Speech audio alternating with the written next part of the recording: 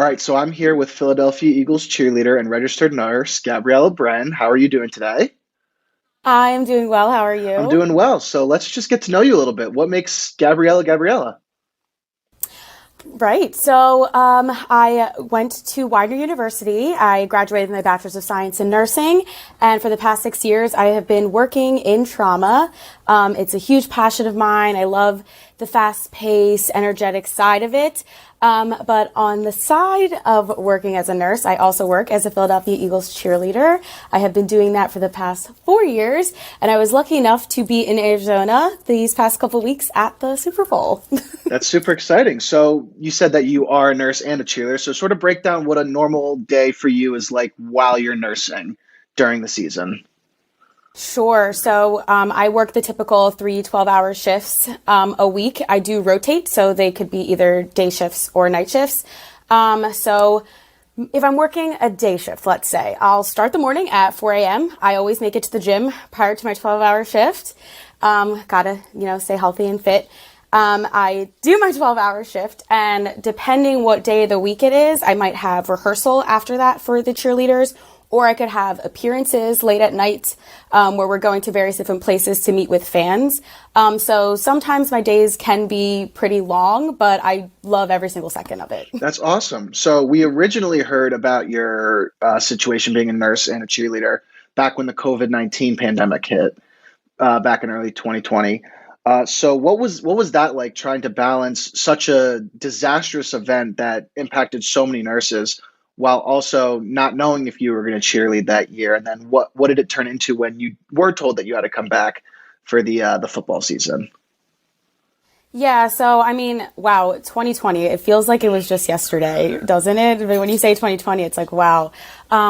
It was a very stressful time. You can imagine when we didn't really understand what was going on with the virus initially at the beginning. It was super scary, not just for me, but for my family. A lot of my family members aren't the healthiest, so I was super concerned about all that kind of stuff. And just the not knowing, really. With everything kind of being shut down, the Eagles still wanted us to participate as much as we could with the platform that we had. So that did involve me doing a lot of different videos about staying safe along with COVID, and doing different interviews about my perspective of what COVID was like. So it was really nice that the Eagles were able to integrate real life situations that were happening for everyone within the organization. But when we finally were able to say we're allowed back on that field, it was amazing. Like, you didn't realize how much you missed it until you took those first steps back out there. That it was something that, like, I was like, wow, this is something that I've been missing for such a long time. That's awesome. So you said something along the lines of that the Eagles would like use you to like do outreach videos and stuff. Did they specifically do those videos because they knew you were a registered nurse and involved with the pandemic? Yes, the Eagles. We do have a lot of various different occupations on the team. I am the only registered nurse currently, but we all have different full-time jobs. We have a physical therapist, we have teachers, we have kids in school. We all have different ways that we contribute to the team. But yes, they did know that I was a registered nurse when I did make the team. So they knew going into it that it was going to maybe be a little difficult for me with time management and stuff, but I've been able to pull it off for the last couple years. So they're really proud of me, and they're happy that I can contribute what I can. And you also said that you were in the Super Bowl for the Eagles this year, which must have been super exciting. Oh, it was incredible. Was there like something that you had to go through to make sure that the hospital you were working at like knew that you were going to be out for a long time? And like, did you have to stay behind for a little bit to do your shift and then go out later, or how did that work out?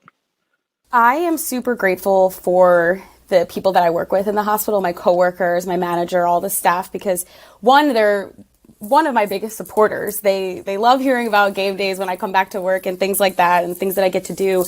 But they help me make it really easy schedule wise. Like, they're willing to work with me. They're willing to help me out. I actually had such a gut feeling that we were going to the Super Bowl way back in like October or November that I reached out to my manager and I asked her to have those weeks off ahead of time, because I just almost kind of knew like that's where we were heading. And I'm lucky that we did get to go, and it kind of worked out for me really well. That's super exciting. So along with that, now that the football season's over, are you like completely focused on nursing for the next couple months? Because I know it's the off season, and obviously I know you guys probably never really actually have an off season because you're practicing for next year, doing a bunch of media stuff, doing a bunch of like community stuff. So is it time for you, not time for you to take a step back, but sort of like, are you taking a step back from your Eagles job now and focusing more on nursing? Sure.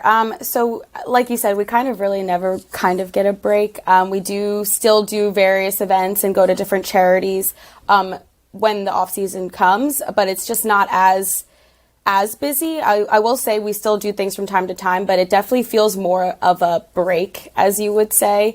But we do have to re-audition every year, and the audition process normally starts in April or May. So our time off isn't as long as some people anticipate, but I am enjoying the time that I have right now, and being able to just work more as a nurse and not have to balance my schedule as much. Awesome. So more on the nursing side, what made you want to become like a nurse? Like, was there like a specific story, or was there any like thing that you remember from when you were younger that just made you zero in on, I want to do this. This is what I want to do when I grow up? Yeah, absolutely. So I was in high school, and I was kind of one of those normal kids that weren't really sure what they wanted to do when they graduated. And unfortunately, my father was diagnosed with prostate cancer while I was in high school. I would go with him to his radiation treatments and different doctor's appointments that he would have, and just meeting all the people and seeing how much of an impact the nurses had on his health, on his care, on his outlook on the situation. It kind of just lit this light bulb in my head, and I was like, I should do this. I feel like I could do this for people and be that positive light that they were for him. So that's kind of what really convinced me that nursing was the right path for me. And you said that you're an ICU nurse right now, trauma center. Is that what you wanted to do, or was that something that you just started to do and you want to work towards something else? Like what's your end goal for like nursing? Like what is your dream nursing job, sort of? Trauma was always my first love. Actually, you know what? That's a lie, because I was in school and I thought I wanted to be a pediatric nurse. But then when I started doing clinicals and things like that, I was like, oh, this might not be my vibe.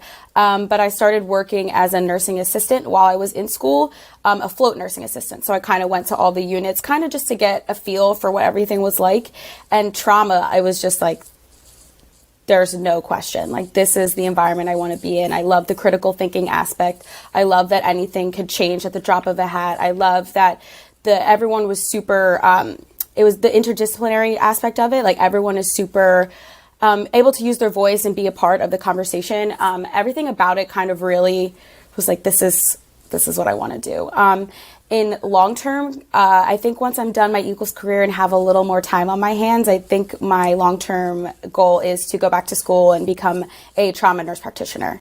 That's awesome. So how long do you think that you want to do your Eagles career for then, if you're going to be looking to go back to school and become a nurse practitioner for trauma? So we cap out at 6 years. So I am on my fourth. So if I do make it to 6 years, it's almost, think about it, I'm already halfway done. It's crazy. But maybe 6 years, and then I'll decide to focus on school. Obviously, with nursing, there's a lot of stress. There's a lot of things that come with it that weigh down on you. Was there really ever a moment, like probably even before the pandemic, but because the pandemic caused so many major things, like stressful moments in people's lives, was there ever a moment during the pandemic that you were wondering if you were doing the right thing and being like, do I want to continue nursing, in that kind of sense? Absolutely. I think it was really hard on all of us. And the hardest part was that you didn't really have any of your typical outlets that you would have when you left the hospital. Like, normally I would go out with friends, go to dinner, go to the gym, go to the movies, things like that. Those weren't available anymore. So you lost kind of all your coping mechanisms that you developed while you were a nurse. So that made it super difficult. And really, COVID was the only conversation anyone was having, right? Like, I would go to the hospital, deal with COVID patients, go home. The news was all COVID. All your friends wanted to talk about was COVID. So there was really no getting away from it. So my mental health was pretty down during COVID. Something that I found that really helped me, running, one, because at least that's something you could do outside in the fresh air. So I really got into running. But two, I actually started journaling a lot. about the different experiences that I was having within the hospital and the different questions I had in my head.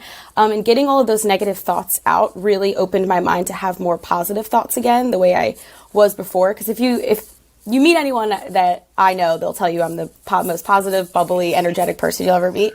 And during the pandemic, I was not like that at all. It was really rough on me. But journaling and running kind of really helped clear my mind and bring my mental health back to where it used to be.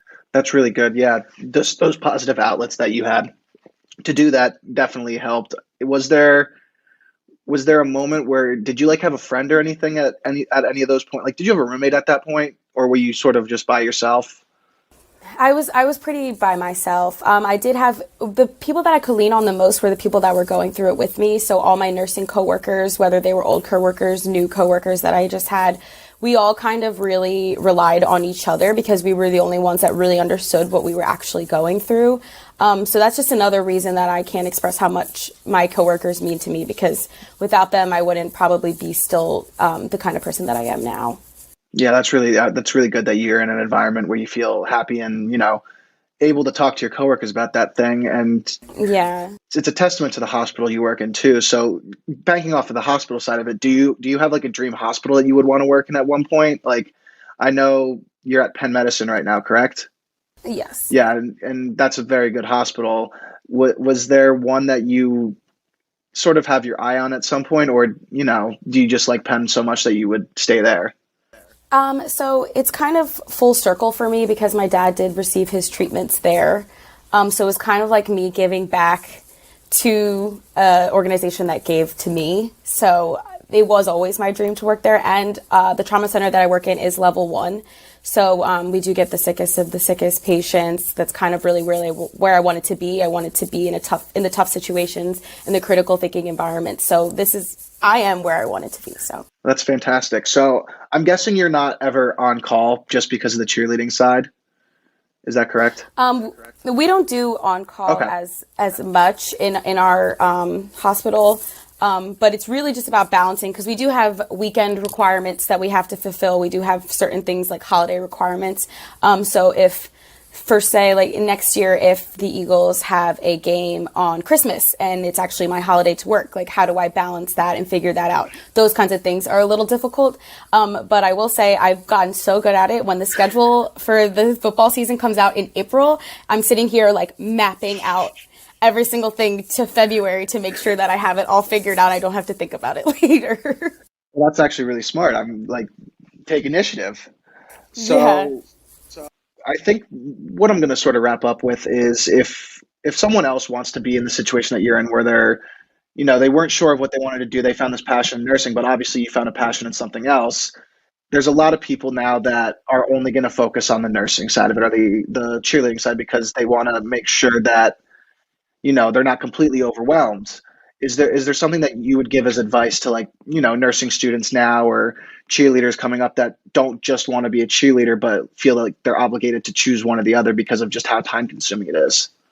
Absolutely. I mean, I'm a huge advocate, and you can do whatever you want to do. I try to stress that to people as much as possible. At the beginning of my nursing career, I thought that nursing was all I could do because I was a nurse for 2 years prior to joining the Philadelphia Eagles. So I did have that mindset as well, but I knew that I missed dancing, and I knew that I missed that sort of outlet that I had, and I needed to get it back. And, what better way to do it for my favorite sports team ever? So it's kind of a win-win there. But my biggest advice is, if you can manage your time and stay on top of things as best as possible, it's not as stressful as you think it is. Like I just said, I'm mapping out my schedule months in advance. You can do those kinds of things and get your mindset right, and it makes it 1,000 times easier. So everything is possible. You just have to put the work in and have the correct mindset for it. Awesome. Is there anything else that you want to go along and just sort of, put out there for anyone? Yeah, I think that it's really cool that I get to share my story, that I am a nurse and a cheerleader, because, nurses, we are smart, we are driven people, but we can be whatever we want to be. Same thing with cheerleaders. I feel like there's a little bit of a stereotype when it comes to cheerleaders, that people think, we're just pretty faces and we dance on the sideline and that's all we really do. But I love that the Eagles organization really allows us to show all the sides of us and really allows to show how we all are smart. We all have jobs. We all are driven in all these different ways. So I like to just put out there that you can really be whatever you want to be. That's a really great message. I'm glad you ended with that. So thank you, Gabriela. This was awesome. I had a great time interviewing you. It went very well on my end. I hope it went very well on your end too. Oh, yes, this was awesome. Thank you so much.